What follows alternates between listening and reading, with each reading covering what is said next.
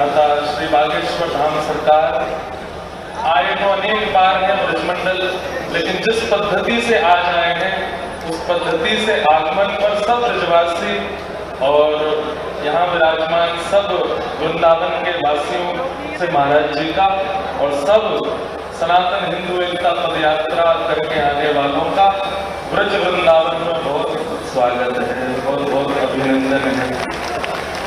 आपकी ये यात्रा मंगल में आज यात्रा विश्राम हुई है, पर यात्रा का जो दीप प्रज्वलित महाराज जी ने सबके चित्त में किया है वो सदा सर्वदा के लिए प्रज्वलित रहना चाहिए, तो ही इस यात्रा का फल हमें प्राप्त होगा।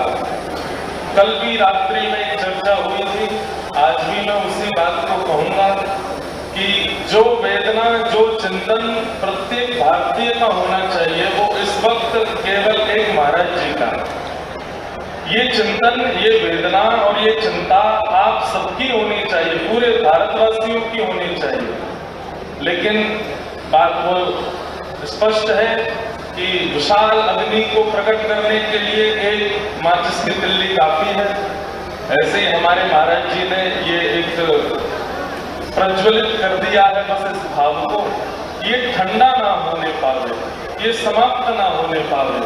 कल भी मैंने कहा था कि जो छाले आपके चरणों में पड़े हैं चलने से, और जो कईयों को खांसी हो गई, कईयों के खूब धूल मिट्टी भीतर गई और भी कई कुछ भाव हुए होंगे, रोग ठीक हो जाए लेकिन उसकी जो पीड़ा चित्त में है वो पीड़ा कभी नहीं जानी चाहिए।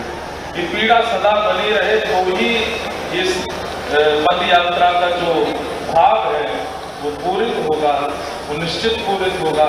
हमारी आप सबसे प्रार्थना है इस भावना को अपने चित्त में लेकर के जाइए। जिस उत्साह से आप दिल्ली से यहाँ तक आए हैं उस उत्साह में अपनी अंतिम श्वास तक रहिएगा।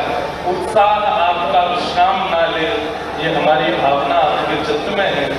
बाकी तो सबके भाव आपने सुने ही हैं, महाराज जी भी अपने भाव सबको कह ही गए हैं। कुछ जगतगुरु भगवान जो शब्द यहाँ से कह करके गए हैं वो शब्द सबको पालन करने योग्य हैं। हम बस इतना ही कह करके महाराज जी को शुभकामना देते हैं कि वे इसी प्रकार अपनी भावना से सबको प्रज्वलित करते रहें। और अब दिल्ली से कश्मीर की यात्रा की घोषणा कर रहे हैं जगतगुरु भगवान, तो कश्मीर से नहीं दूर ही वैकुंठ रह जाएगा महाराज जी। तो जब दिल्ली से कश्मीर तक चल करके जाएंगे तो हो सकता है कि हमारी पद यात्रा पर शंख चक्र गदा पद्मधारी ठाकुर जी सब सन्मुख प्रगट ही हो जाएंगे। लेकिन जैसे जगत गुरु जी ने कहा है कि वो पूरी यात्रा में रहेंगे, यहाँ बैठे जितने भी वक्तागण हैं ये भी कह रहे हैं कि हम भी संग ही रहेंगे, वहीं बीच बीच में पंडा लगा के कथा करते चलेंगे। थोड़ी दूर पर देवकीनंदन महाराज जी की कथा चल रही है, नेक आगे जम्मू प्रवेश पर पुंडरीक जी महाराज की कथा चल रही है, कटरा से आगे जो है अनिरुद्धाचार्य जी की कथा चल रही है, और कश्मीर डल लेक पर जाकर के हमारी कथा चल रही है। तो महाराज अभी तक तो वहाँ पहलगाम में महाराज जी की कथा होगी, पहलगाम में होगी महाराज जी, और उसी जगह होगी जहाँ पर हमारे भारतीयों ने अभी कुछ समय पहले एक संकट का अनुभव किया। महाराज जी भले ही अब कहना तो नहीं चाहिए, दिल्ली से है तो बहुत दूर कश्मीर, पर यात्रा कश्मीर जाएगी जरूर, एक पद यात्रा जाएगी और पहलगाम में ही आपकी कथा होगी। 3 दिन का हनुमत चरित्र होगा। बेचारे दूध के जले छाछ भी फूंक फूंक के पीते हैं। महाराज जी कह रहे हैं बड़ी बड़ी बात बना रहे हो, माइक में खड़े होके कथाएं करके आ रहे हो दुनिया भर में, चले हैं नहीं है 4 किलोमीटर भी हमारे साथ। महाराज जी कह रहे हम तो रथ यात्रा करेंगे, रथ में चढ़ के जाएंगे कश्मीर। लेकिन महाराज जी ये ऐतिहासिक होगा और हम सब वक्ताओं को भी और यहाँ विराजमान सब संत महापुरुष ब्रजवासियों को भी बहुत बहुत अभिनंदन करते हैं कि हमारे बड़े भैया के साथ सब लोग इतना प्रेम इतना स्नेह करते हैं। और विशेष रूप से मैं धन्यवाद सबका तो करूं, लेकिन हमारे अयोध्या वाले हमारे पूज्य महाराज जी श्री हनुमानगढ़ी वाले महाराज जी, एक बार इनके लिए जोरदार करतल जोड़िए। और उसके पीछे कारण ये कि हमारे भैया जब चलते हैं तो ऐसा लगता है राम जी चल रहे हैं, लेकिन जब महाराज जी पीछे चलते हैं तो ऐसा लगता है हनुमान जी साथ में चल रहे हैं। ऐसे हमारे महाराज जी, बिना इनके ना तो पिछली यात्रा पूर्ण, ये यात्रा पूर्ण, दोनों यात्रा में महाराज जी का सहयोग रहा। और दूसरा प्रणाम मैं विशेष रूप से करना चाहूंगा हमारे बद्रीनाथ वाले पूज्य महाराज जी का। आप दोनों हमारे बड़े भैया के साथ ऐसे विराजते हैं जैसे लक्ष्मण जी और श्री हनुमान जी राम जी के साथ में चल रहे हैं।